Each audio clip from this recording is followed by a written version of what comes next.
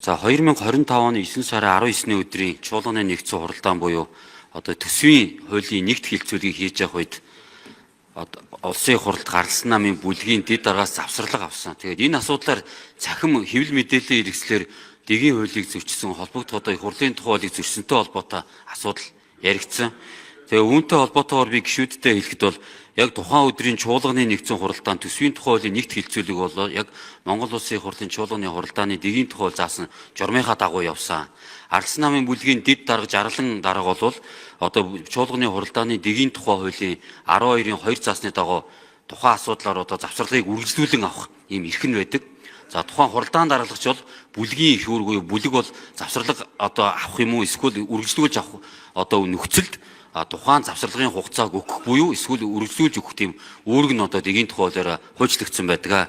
Тэгэхээр ерөнхий найрамд бичгийн даргын хувьд хэлэхэд бол тухайн өдрийн чуулганы нэгдсэн хуралдаан ямар нэгэн одоо чуулганы хуралдааны дэгийн тухай хуулийн зөвлөл хэсэг заалтыг зөрчөөгүй болно гэдэг зүйлийг хэлье.